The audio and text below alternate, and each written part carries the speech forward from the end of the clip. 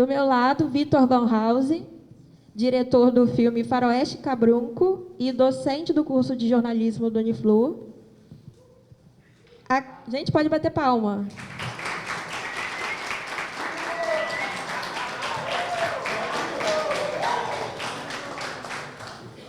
Desse lado, Cássio Peixoto, também jornalista e diretor de cultura na AIC, Associação de Imprensa Campista.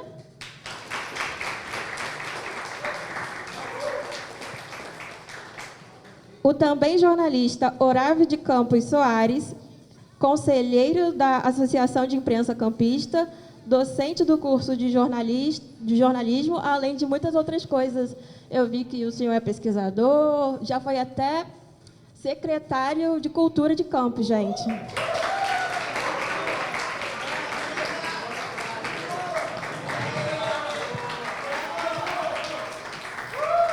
Muita responsabilidade. Meio óbvio, mas qual é a importância de políticas públicas para a cultura local? É um prazer imenso estar aqui, principalmente ao lado do meu querido amigo Cássio Peixoto. Faz tempo, mas não faz muito tempo não, mas não faz muito tempo também não, faz muito tempo não. Né? Desse grande produtor cinematográfico, o Raulcito, que está aqui do meu lado, uma beleza, né? Assistir a um trabalho tão criativo, do jeito que nos apresentou aqui. Né? Aproveito, eu não tinha visto ainda, aproveito para dar os parabéns, né, ao Raulzito, justamente por esse trabalho. E, sobretudo, pela equipe, né? E, sobretudo, pela dificuldade de se fazer filme, né, nesse país. Né? Até porque nós estamos trabalhando nessa vertente de políticas públicas, né, voltadas exatamente para a cultura. Né? Aquilo que realmente, às vezes, está escrito, né? Está escrito sempre em algum lugar, tem sempre as secretarias, os departamentos, as fundações culturais, né? As cidades todas estão exatamente assim, muito abastecidas, né, desses organismos, mas, na realidade, né, a questão do repasse de verbas para a cultura, a diferença entre cultura, né, de raiz, a partir do sentimento rizomático da própria sociedade, aquilo que está no imaginário popular, e, por outro lado, a questão do entretenimento, né? Como é que se faz exatamente isso? Quer dizer, aplica-se muito mais recurso para o entretenimento. Alguém que chega aqui, faz um show, né, recebe não sei quanto, nem o dinheiro nem passa por aqui. Né? Então, é uma descapitalização violenta com relação aos dinheiros para a cultura. Então, as pessoas já pagam antecipado ainda, por cima da paga antecipado. Né? Aí as pessoas recebem lá na sua cidade de origem, né? Recebe hoje, então é mais fácil, porque faz o Pix, né? Faz o Pix aí, senão não vou cantar, e não canta. Aí chega aqui, canta 1h30, né? Recebe aí 150, 200, 300, 500 mil.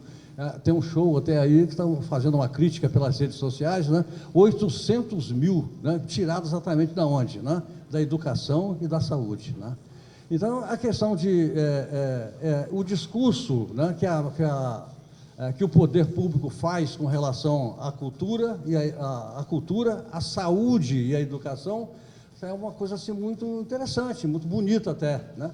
Mas eu volto a repetir aqui um velho axioma, né, que é de Ana Maria Fadu, que ela diz o seguinte, né, que o discurso da mídia não tem compromisso com a verdade, era só na realidade, o que acontece? A mídia tem que seduzir, né, para seduzir as pessoas, acreditar naquilo que elas estão exatamente fazendo. Né?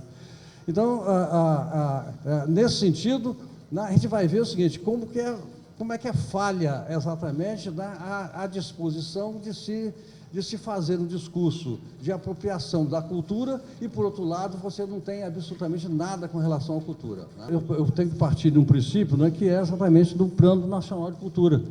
Né? O Plano Nacional de Cultura, que é um trabalho feito ainda durante a gestão do PT, né?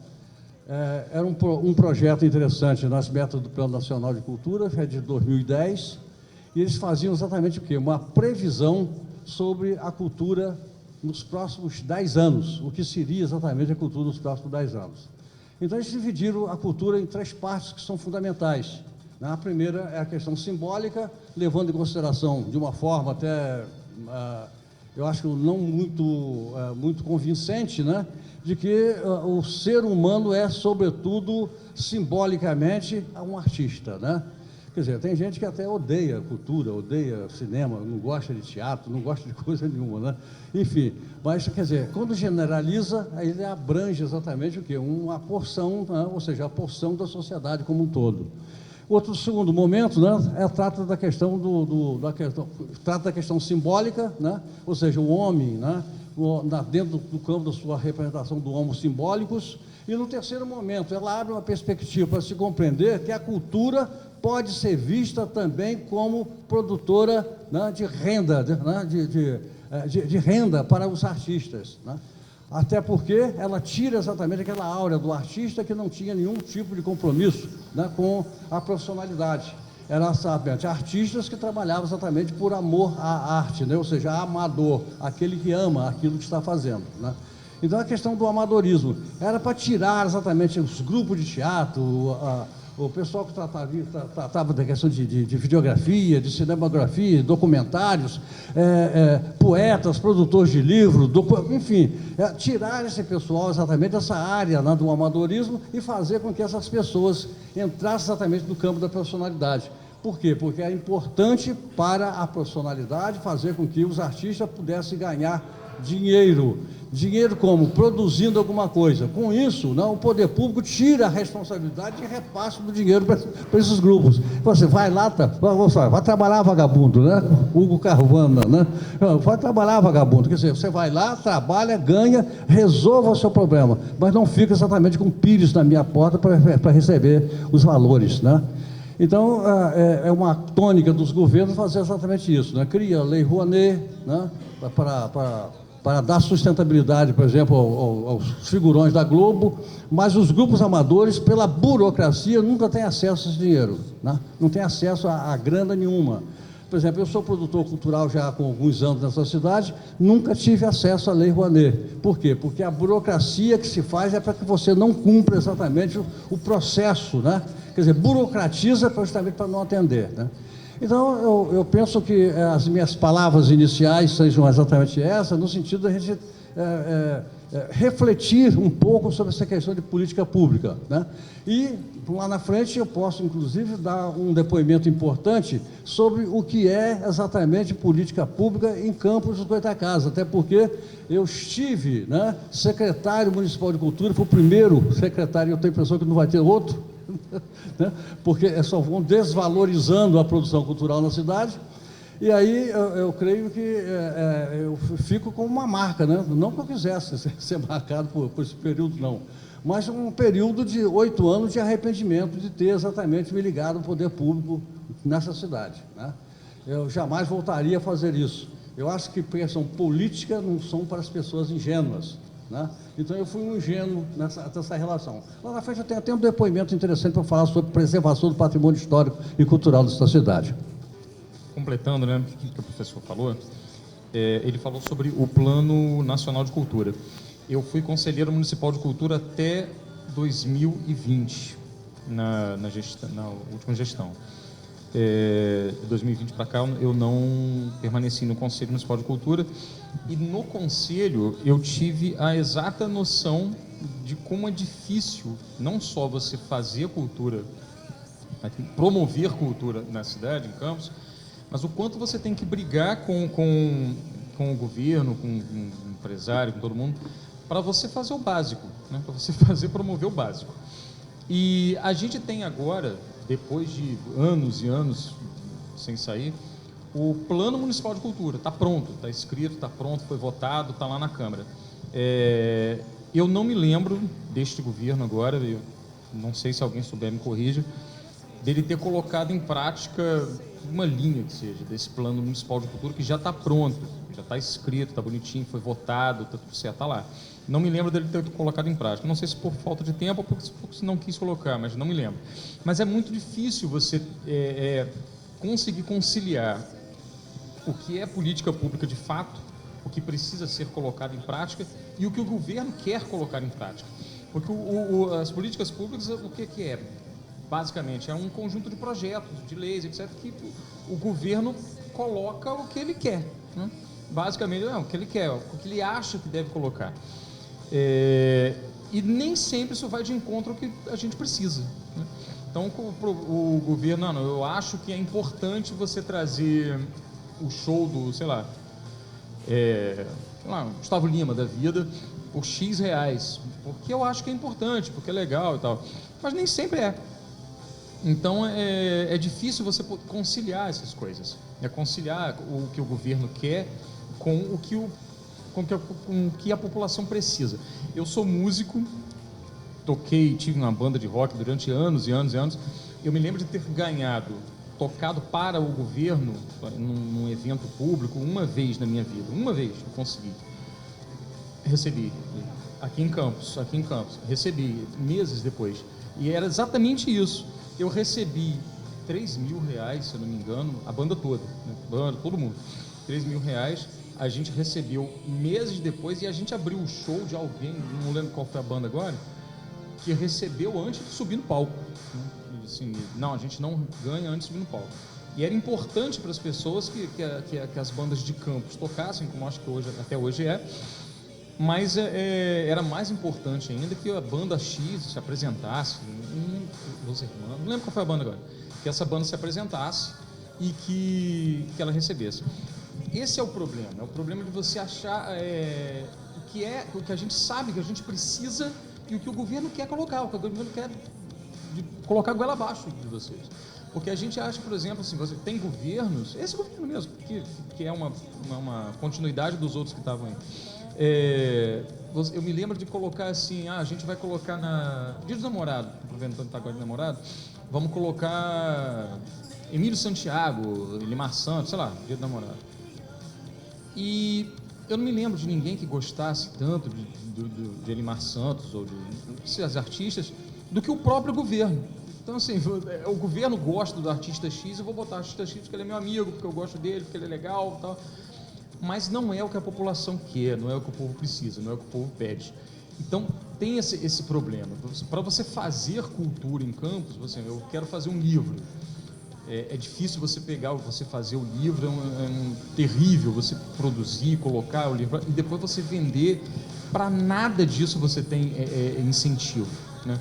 Incentivo você tem um tapinha nas costas, você tem, né? Não, vai com Deus, você vai conseguir. Tal. Agora, incentivo de fato você não tem. Então, eu acho que o grande problema das políticas públicas é esse paradoxo, essa coisa do que o povo precisa, do que o povo quer, não vou dizer nem o que o povo quer, mas o que o povo precisa em relação à cultura e do que o governo quer enfiar a goela abaixo da população. Eu acho que a importância da política pública, no caso da cultura, que é o que a gente está falando, é você poder se reconhecer. Eu estou falando aqui no lugar de quem produz cultura, eu não tenho a experiência dos colegas de estar gestor de cultura em nenhum momento da minha vida. Participei durante um ano do Conselho de Cultura, lá na cadeira lá do audiovisual. Como produtor, né, como a gente costuma falar aqui, né, fazedor de cultura, como alguém que gostaria de viver de cultura, a importância da política pública no âmbito do simbólico, como o professor Arábio falou, é você poder se reconhecer. Porque o povo, ele se vê na cultura. E se você não tem a cultura, você não tem uma identidade de povo, né? Quem é o brasileiro? E aí eu vou abrir um parênteses, eu vou perguntar a vocês, não precisam responder, claro, mas respondam para si mesmos, assim. Quem é o estereótipo do norte-americano, do estadunidense? Vocês já viram N filmes nos Estados Unidos, vocês conseguem estabelecer um padrão de quem é aquele povo, né? Quem são os franceses? Eles não tomam banho, eles têm a Torre Eiffel, enfim, você consegue identificar ali. Da mesma forma, e aí usando como exemplo um cineasta que não sei se todos vocês conhecem, que é o Akira Kurosawa, e o Osamu Tezuka é quadrinista, o Ozu, eles transformaram o Japão a partir dos filmes deles, porque eles começaram a se identificar.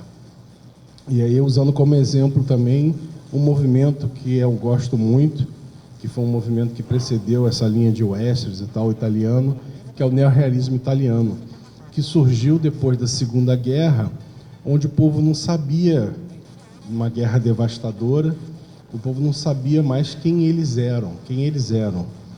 E a partir, é claro que eu estou focando na linha do cinema, né? Mas a partir de todas as artes que você produz a partir dali, você se identifica como povo. E eu acho que o Faroeste Cabrunco, na minha arrogante opinião e humilde ao mesmo tempo, ele quer mostrar um pouco do que é esse povo aqui, nosso, Goitacá.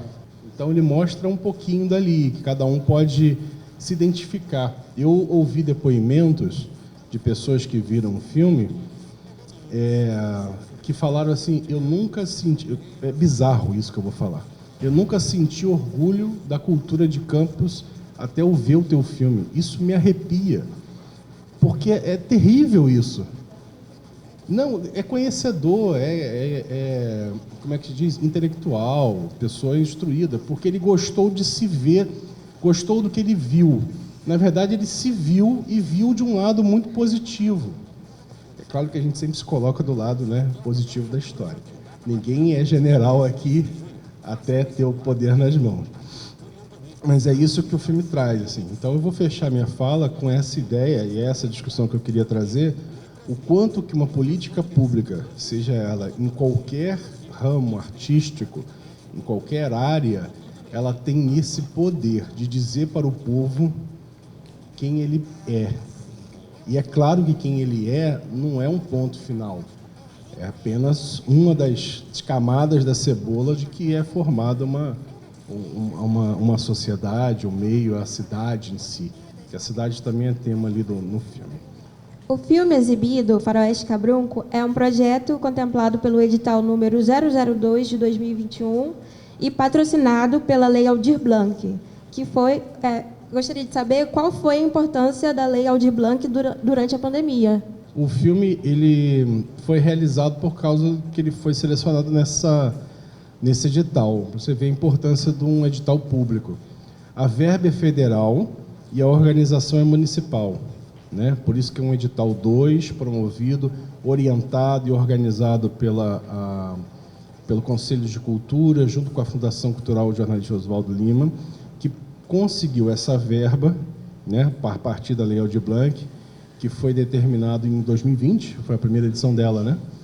Em 2020, para que os setores culturais tivessem uma verba para poder não morrer de fome, morrer de qualquer outra coisa, como infelizmente faleceu aquele que dá nome à lei, que é o Aldir Blanc, vítima de Covid.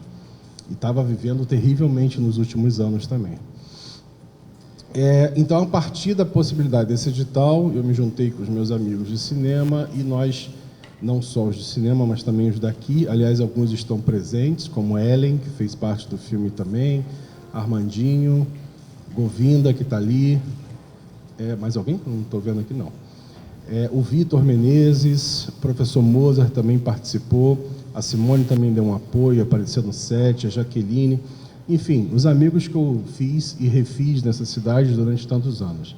Sou nascido aqui, morei fora e voltei.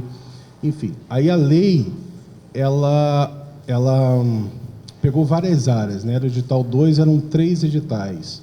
O primeiro edital eram para obras inéditas que seriam doadas para o acervo cultural da cidade. Eu já vi algumas, não vi todas. O edital 2 promovia videoaulas, apresentações ao vivo e apresentações gravadas. Foi nesse que nós fomos selecionados. E o edital 3 eram para pessoas que tinham perdido seu meio de fazer artístico durante a pandemia ou tiveram que vender para poder conseguir dinheiro, e aí esse dia vinha para ela. Eu não me lembro o montante do edital que veio, 2 milhões, eu não lembro disso. Mas, enfim, nosso edital, e aí nós colocamos, fomos selecionados, eram 10 na minha categoria, e nós recebemos R$9 mil para fazer a proposta. A minha proposta era absurdamente megalomaníaca e maluca, que é o filme. Porque não dá para fazer um filme com R$9 mil, não dá para fazer um curta de 1 minuto, às vezes. R$9 mil da indústria audiovisual é um espirro caro, né? Mas para vocês terem essa noção. Porém, eu contei com a ajuda de muita gente e eu não paguei a ninguém do filme. Olha o caloteiro. Todo mundo trabalhou por vontade de realizar esse filme, e foi realizado tanto o documentário quanto o filme mesmo, a ficção. Só quem recebeu foi o Tonico, eu tenho que falar isso. E o Tonico, a verba dele não saiu desses R$ 9.000, que foi totalmente voltado para a produção. Como eu falei no documentário, locação, tivemos que pagar locação, direção de arte, alimentação, transporte e verbas de produção, como impressão de cartaz, divulgação em rede social, que deu muito certo. E ainda eu tive um aporte por fora que chega a R$ 9.000. Então o filme em si custou 18 mil, quase 18 mil. E esse filme, na planilha original, ele beira os 100 mil, se eu pagasse a todos de forma correta, ou seja, dentro do piso salarial do STIC, Sindicato dos Técnicos da Indústria Cinematográfica. Então ele beira 100 mil. A gente, se juntar a verba da tua banda lá, 3 mil mais 9 mil, a gente não chega nisso. E essa verba, é muito importante falar isso, se eu ainda por cima chegasse nos 100 mil e pagasse a todos, todos sobreviveriam por um mês. Não sei como é que o cara sobreviveu com esses cachê de R$ 3.000 até hoje. Porque é isso que uma política pública de longo prazo deveria pensar. Porque os artistas, né, nós produzimos dezembro, janeiro, filmamos janeiro, editamos em fevereiro.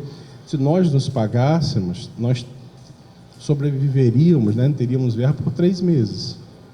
E depois, o que acontece com essa pessoa que é o produtor cultural e com todo o cenário cultural? Não recebe, não tem o que fazer. A gente exibe o filme só. Então, você está dizendo que as políticas públicas locais não contemplam artista? Não te contemplou? Jornalista é fogo, né? Mas não, ela não contempla o artista. Tanto que o filme foi feito com esse dinheiro e foi colocado dinheiro a mais. Esse dinheiro, que é a ideia da Lei Aldir Blanc, que o artista pudesse sobreviver o mínimo possível, ele não funciona, não dá certo para esse fim. A gente passa uma fita isolante ali para a corrente não estourar, a gente dá o jeito de fazer arte com aquilo. Alguns livros, obras de artes plásticas foram feitas com dinheiro da Aldir Blanc nesse edital de cultura. Mas o edital não contempla a realização artística como um todo. Tanto que, vocês conhecem algum artista daqui da cidade que só vive da sua própria arte, não faz um trabalho 2, trabalho 3, trabalho 4, e como jornalistas mesmo, a gente trabalha em 1, 2, 3. É assim. Então o edital serviu para a gente realizar o filme. Uma outra benesse, eu vou encerrar minha fala aqui, é que possibilitou as pessoas que trabalham no filme de experimentar fazer cinema, né? E fazer cinema de ficção, que é muito difícil. Então, as pessoas conseguiram trazer uma experiência para elas e a gente conseguiu proporcionar isso. E o resultado do filme é muito querido por mim e por toda a equipe. E nós alcançamos muita gente, foram 4 sessões na UENF lotadas, com fila de espera. O Trianon nós lotamos também, lotamos não, né? Acabaram os ingressos, mas nem todo mundo foi. Mas assim, acabaram os 600, mais 750 ingressos. Fizemos uma exibição no IFE também, não estava lotado, mas tinha bastante gente, e aqui também, com todos vocês presentes. Então, as pessoas ainda querem ver o filme. Eu ainda recebo mensagem no Instagram de pessoas onde é que eu vejo o filme. Então, isso é muito rico, isso é muito interessante, as pessoas da própria terra querendo ver uma obra artística produzida aqui. Eu gostaria de ressaltar que muitos artistas são autônomos, né? Então, assim, eles dependem durante a pandemia. Então, tudo fechou, então eles ficaram sem trabalho. Então, eu gostaria de saber também de vocês o que vocês acham sobre a importância da Lei Aldir Blanc. Então, eu estava no Conselho de Cultura na época que a lei foi implementada. Inclusive, participei até de alguns editais, ajudando a escrever alguns editais. E eu vi artistas, músicos, principalmente os músicos, gente passando fome mesmo, fome mesmo, porque não tinha onde tocar. Todos os bares fecharam, tudo fechou. Vi gente fazendo vaquinha para ajudar um artista que... Porque tem artista, você até perguntou, tem gente que vive só de música? Tem. Eu conheço uma quantidade pequena, mas tem. Uma galera que só faz isso. só vive de música, de bar em bar, todo dia tocando, e essa galera ficou dentro d'água. Então o pessoal começou a fazer live, começou a fazer vaquinha, começou a ajudar, e a Lei Aldir Blanc chegou, era justamente, nasceu por conta disso, era essa necessidade. Como é que esse pessoal vai viver?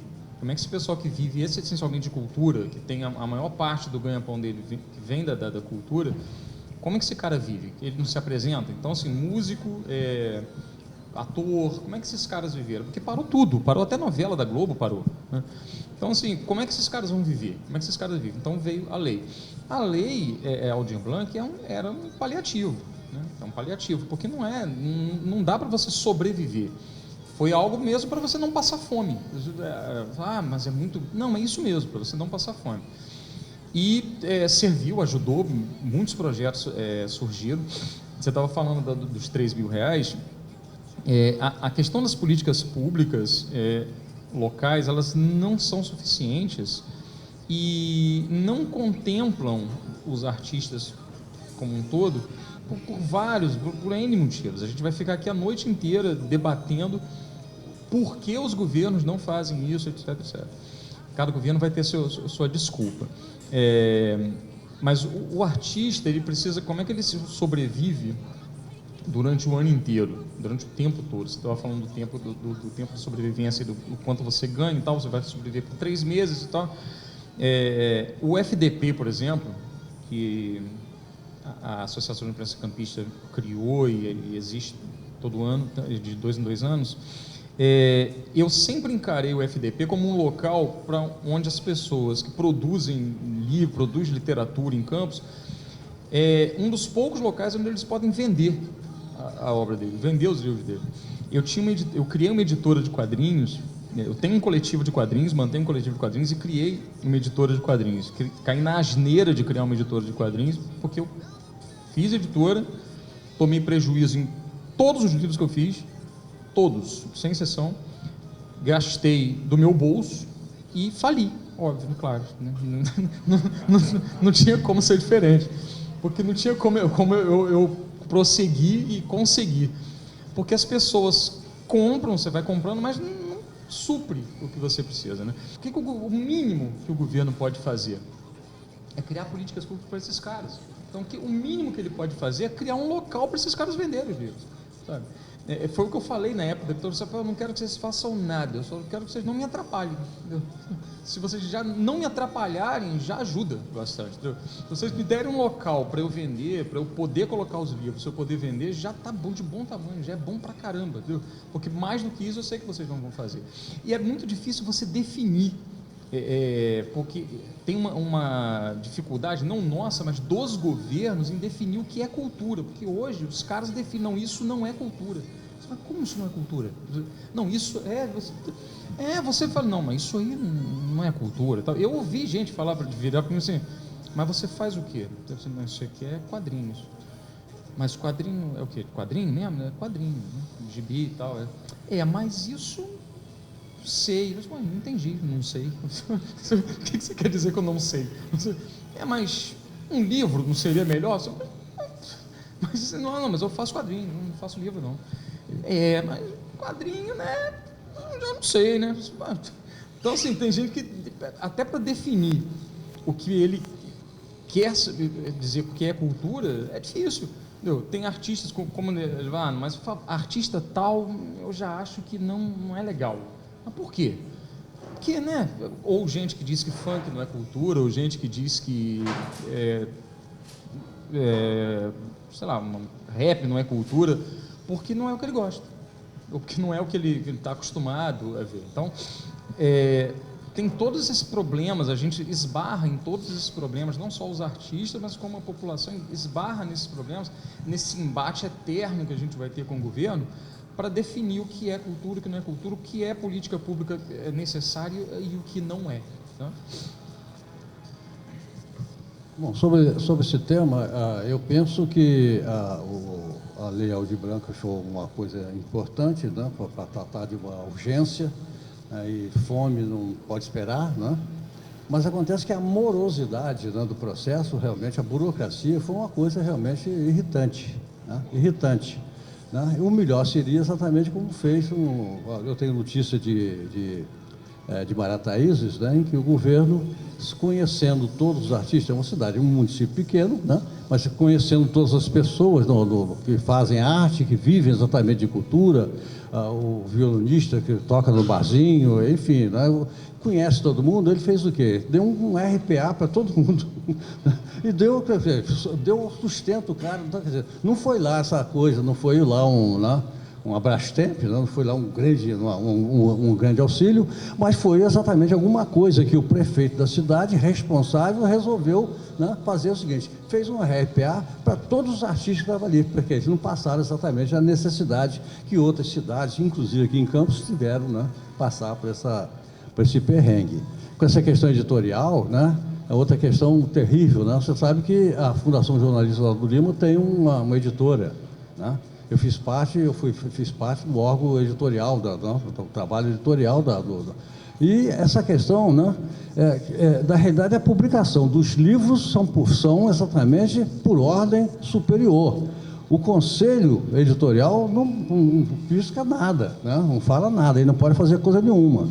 Só vou dar um exemplo, um pequeno exemplo desse negócio, né? Por exemplo, João Vicente Alvarenga, que eu acho que é um dos grandes intelectuais dessa cidade, né, um grande escritor, né, ele vende o livro dele antecipado, né, pela editora Autografia, né, ele vende o livro antecipado. O que eu estava tentando também colocar, né, como provocação, né, para esse debate é exatamente o seguinte, né, é que esse plano de cultura, que ele foi editado em 2010, ele prevê o que seria exatamente a cultura em 2020. Né? E nós estamos em 2022, a gente pode estar fazendo o seguinte: vamos fazer um balanço. O que aconteceu, né? O que aconteceu? Então, ele coloca aqui, imaginar o cenário da cultura em 2020 é pensar que até lá o povo brasileiro terá maior acesso à cultura e que o país responderá criativamente aos desafios da cultura do nosso tempo. Bonito, hein? A expressão dessas mudanças será previsível na realização de 53 metas do Plano Nacional de Cultura. Né?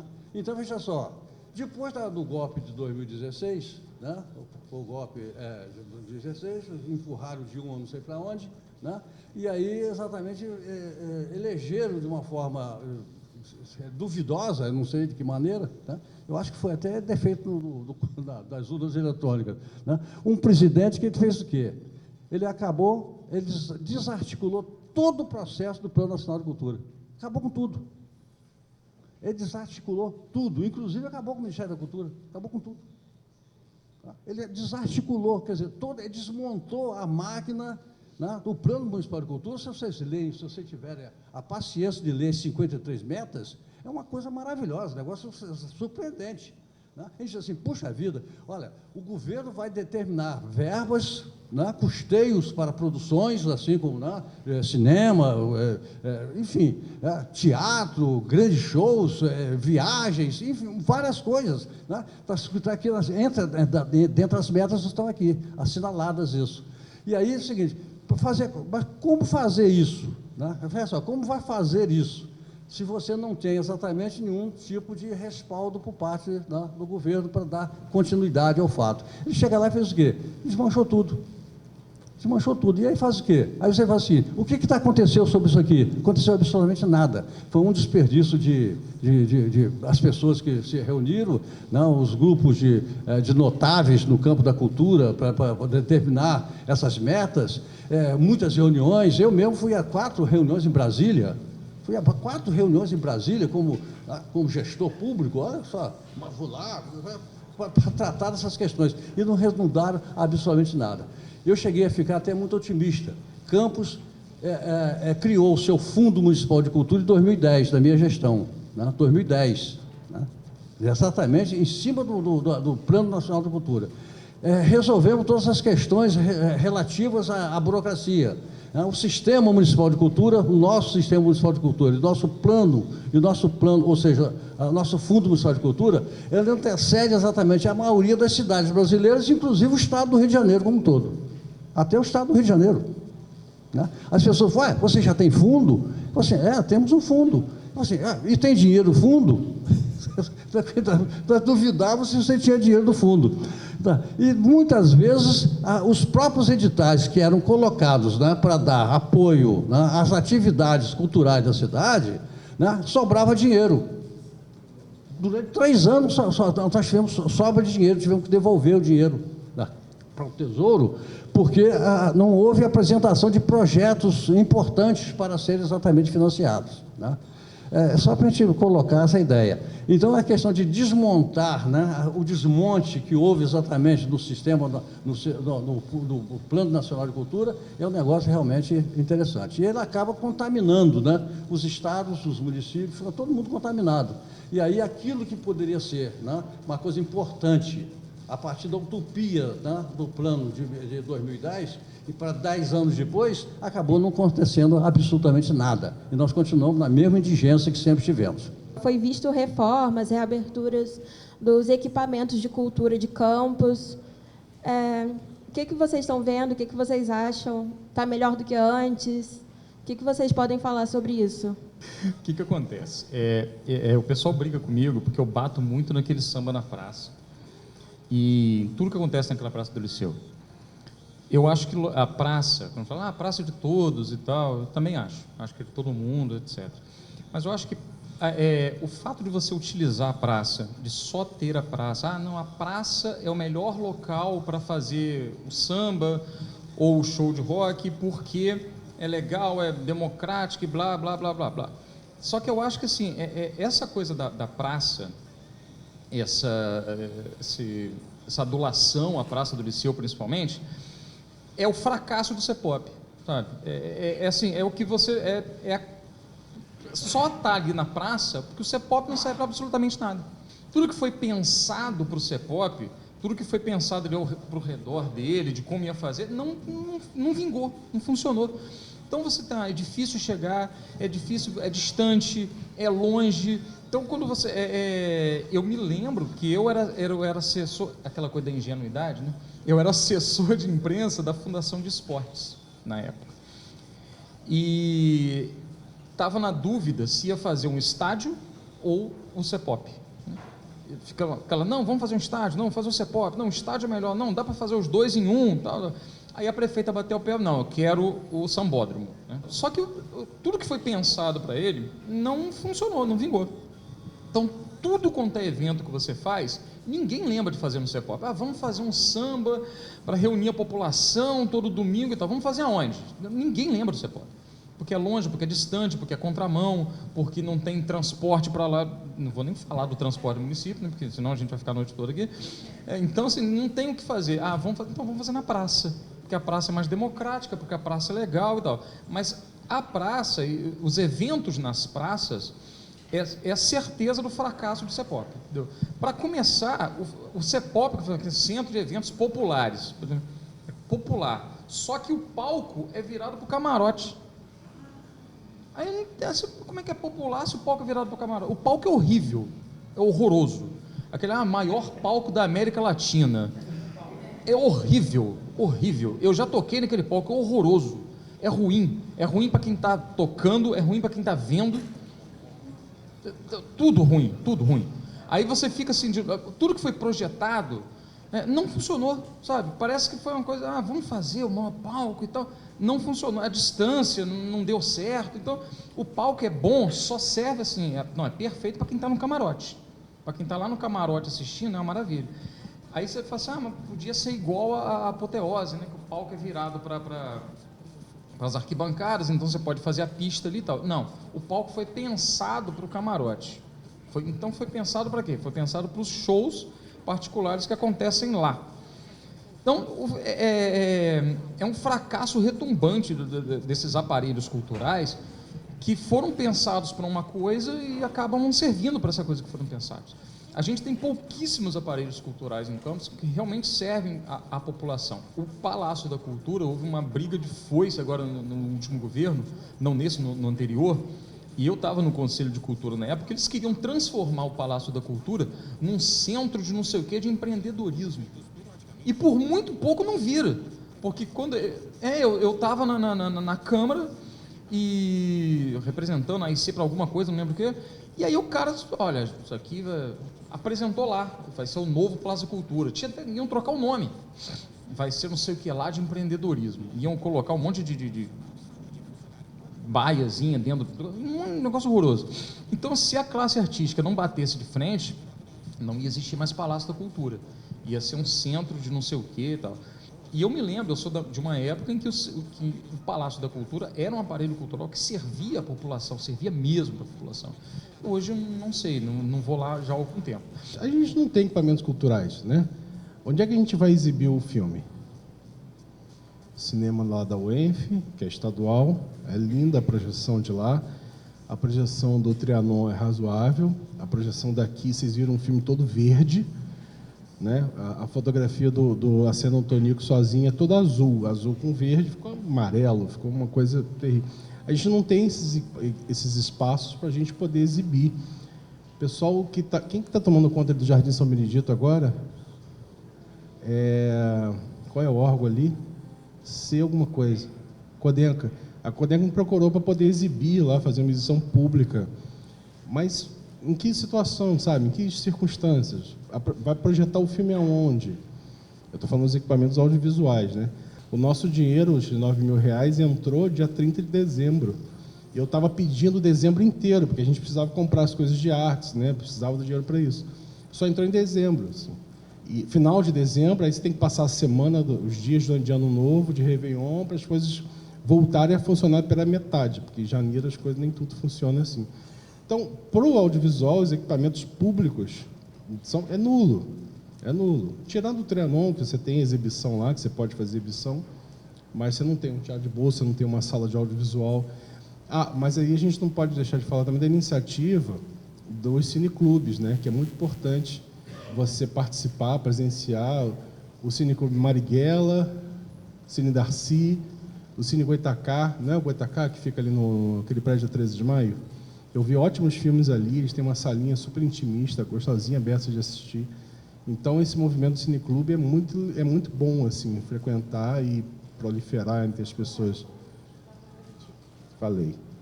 Gente, Vitor, muito obrigada. Professor Ávila, muito obrigada. Cássio, muito obrigada. Como o senhor enxerga a cultura campista? Bom, a cultura campista é uma cultura que se desenvolve, como qualquer cidade brasileira, a partir das suas fontes históricas, né? Arquivadas, as questões arqueológicas, né? Antropológicas. Né? Então, a cultura que é assim. E tem uma outra cultura que é a cultura do entretenimento. Né? Essa cultura do entretenimento é uma outra cultura, né? Em que ela, às vezes, ela se distancia um pouco das questões, das culturas de raiz. Né? Então, hoje aqui eu vou falar sobre a cultura de raiz, né? Sobre as coisas que construímos e que as coisas que ainda se existem porque elas estão fixadas no imaginário da população. Qual a importância de políticas públicas na área da cultura? É importante que as políticas públicas existam porque, como o nome já diz, são políticas públicas que vão durar, né? Não basta a gente fazer, o governo criar programas de cultura ou programas públicos que não vão durar, que não têm uma duração. As políticas públicas existem desde sempre para que durem e para que sejam benéficas para a população no geral. Qual é a sensação de dirigir um curta-metragem e como você se sente com ele sendo transmitido na Semana da Imprensa? A transmissão na Semana da Imprensa me felicita muito, eu fico muito contente, porque é uma organização da universidade, junto com a AIC, e é uma oportunidade de mostrar o curta, né, o filme, e mostrar o documentário que a gente tem antes, né, sobre como se faz cinema. Então é uma oportunidade muito bacana de passar o filme aqui. Como foi mediar um bate-papo sobre políticas públicas na cultura? Foi muito empolgante, impactante. Pensar em políticas públicas para a cultura é pensar numa sociedade melhor, com mais identidade, com mais educação também, porque eu acredito que a cultura está totalmente ligada com a educação e memória de um povo. Mas também é angustiante perceber como que os equipamentos e verbas para a cultura estão sucateados. Então, ao mesmo tempo que é necessário conversar sobre, é angustiante. Como é a Semana da Imprensa e como ele beneficia os alunos de jornalismo? Então, a Semana da Imprensa é um evento tradicionalíssimo do curso de jornalismo, né, desde a antiga FAFIC. É um momento onde os alunos têm contato com profissionais que estão na área já, né, no mercado, e são vários temas que nós debatemos o tempo todo. Então, esse ano especificamente, todo o evento foi promovido pelos alunos, as propostas das mesas foram propostas dadas e trazidas pelos alunos. E esse evento sempre é uma expectativa muito grande para os alunos, né, porque vão ter contatos com pessoas que já são mais experientes e eles vão saber também como que é esse mercado, como que são essas experiências, né, que eles tanto anseiam.